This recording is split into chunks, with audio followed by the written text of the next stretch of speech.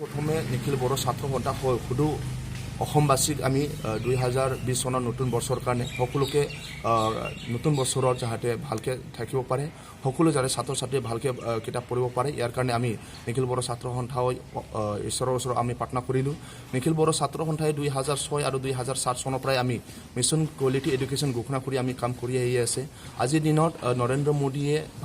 ভাৰত দেশক digital India make in India আৰু এটা ছুপাৰ পাৱাৰ কৰিবলৈ তেখেতে কৈ আছে এই সময়তে আমি আমাৰ নিখিল বড়ো ছাত্ৰ সন্থাই সেন্সাস কৰিছে যে সমগ্ৰ অসমত আমাৰ বড়ো মাধ্যম আছে কিন্তু নিউ এডুকেশ্যন সেশন 2020 জানুৱাৰী মাহৰ 2 তাৰিখৰ পৰাই নিউ স্কুলটো খুলিব কিন্তু ফ্ৰী টেক্সট বুক যোনটো অসম চৰকাৰে দিব লাগে আমি বড়ো মিডিয়ামত সেন্সাস কৰি কিনিত আমাৰ বিটিসি অঞ্চলৰ বা অসমৰ বিভিন্ন ডিস্ট্ৰিক্টত আমাৰ বড়ো মিডিয়াম আছে ইয়াত আমি সেন্সাস কৰিছিলোঁ কিন্তু আমাৰ গোসাইগাঁৱত এতিয়াও ফ্ৰী টেক্সট বুক অসম চৰকাৰে যে দিব লাগে বড়ো মিডিয়ামত আপ টু ক্লাছ 1 পৰা ক্লাছ 10 লৈকে এতিয়া কিন্তু 0% হৈ আছে গোসাইগাঁও ব্লগত টিহু আৰু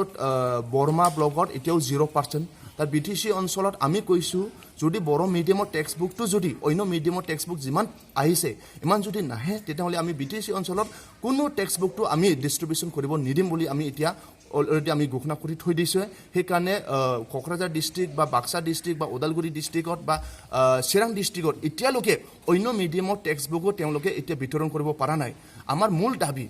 আমাৰ এইটো ৰিপিট এণ্ড ৰিপিট অসম চৰকাৰে মিষ্টেক কৰি আছে যোৱা বছৰো এইটো মিষ্টেক হৈছিলে তাত আগৰ বছৰো মিষ্টেক হৈছিলে বহুত বাৰ আমি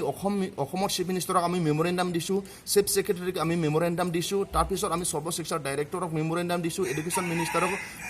মেমৰেণ্ডাম দিছে তেওঁলোকে কৈছে যে এই বছৰত যোনটো ফ্ৰী টেক্সট বুক দিব লাগে এইটো তেওঁলোকে এইটো ৰিপিট মিষ্টেক নহ'ব কিন্তু এই বছৰো আমি চালোঁ যে অন্য মিডিয়ামৰ কোকৰাঝাৰৰ 90% 100% কিতাপ আহি পালে কিন্তু বড়ো মিডিয়ামৰ এতিয়াও 0% এতিয়াও কোকৰাঝাৰ ডিষ্ট্ৰিক্টত অনলি 40% কিতাপ আহি পাইছে 60% আহি পোৱা নাই চিৰাং ডিষ্ট্ৰিক্টত 11% কিতাপ আহি পাইছে 89% কিতাপ আহি পোৱা নাই এইটো আমাৰ অসম চৰকাৰক দাবী আপোনালোকৰ বিজেপি চৰকাৰে কৈছে make in India digital India Bharat দেশটো এটা ছুপাৰ পাৱাৰ কৰিব কিন্তু এই সময়তে আমাৰ বড়ো মিডিয়ামৰ ছাত্ৰ ছাত্ৰীৰ কাৰণে পঢ়িবৰ কাৰণে কিতাপ নাই তেনেহ'লে কেনেকুৱা কোৱালিটি হ'ব সেইকাৰণে নিখিল বড়ো ছাত্ৰ সন্থাৰ দাবী যদি নিউ এডুকেশ্যন সেশনত নোহোৱা আগত যদি আমাক যেনেকৈ প্ৰতিশ্ৰুতি দিছিলে সৰ্বশিক্ষা ডাইৰেক্টৰ আৰু টেক্সট বুক কৰ্পৰেশ্যন লিমিটেডৰ যোনটো মেনেজিং ডাইৰেক্টৰে যি আমাক প্ৰতিশ্ৰুতি দিছিলে অসম চৰকাৰে যি প্ৰতিশ্ৰুতি দিছিলে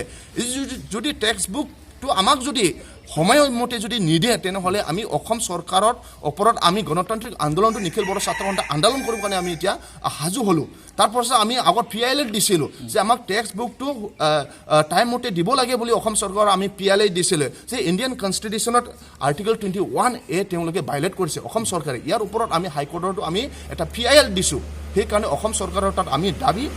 যদিহে নিউ এডুকেশ্যন সেশনত যদি আগৰ কিতাপ আহি নাপায় তেনেহ'লে আমি ডেমক্ৰেটিক আন্দোলন কৰিম আৰু বিটিসি অঞ্চলত অন্যান্য মিডিয়ামৰ টেক্সট বুকটো আমি ডিষ্ট্ৰিবিউশ্যন হ'ব নিদিম যদি হ'ব লাগে তেনেহ'লে বড়ো মিডিয়ামৰ টেক্সট বুকটো সোনকালে অন্য মিডিয়ামত যিমান পাৰ্চেণ্ট দিছে ইমান পাৰ্চেণ্ট দিব লাগে এইটো আমাৰ ডিমাণ্ড তাৰ ওপৰে আমাৰ আৰু এটা বিটিসি 640 সামথিং টিচাৰক এপইণ্টমেণ্ট দিছে ইয়াৰ ওপৰত আমি কিছু লগা ক'ব লগা আমি সকলো যি শিক্ষাগুৰুসকলে এপইণ্টমেণ্ট পালে তেওঁলোকক নিখিল বড়ো ছাত্ৰ সন্থা হৈ আমি কংগ্ৰেচুলেশ্যন জনালোঁ আমি আশাবাদী শিক্ষাগুৰু আমাক লাগিব শিক্ষাগুৰু আমি পালেহে আমাৰ স্কুলটো কোৱালিটি এডুকেশ্যন দিব পাৰিব সেই নিউ এডুকেশ্যন যোনটো নিউ টিচাৰে এপইণ্টমেণ্ট পালে ইয়াত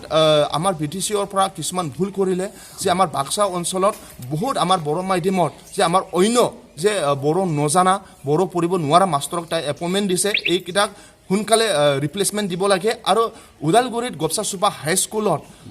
আমাৰ এটা হাইস্কুলত কণ্টেক্সুৱেল টিচাৰ কৰি আছিলে তাত কণ্টেক্সুৱেল টিচাৰক চব উঠাই নি বেলেগ স্কুলত নিলে এতিয়া গোপচা চুপাৰ এজনো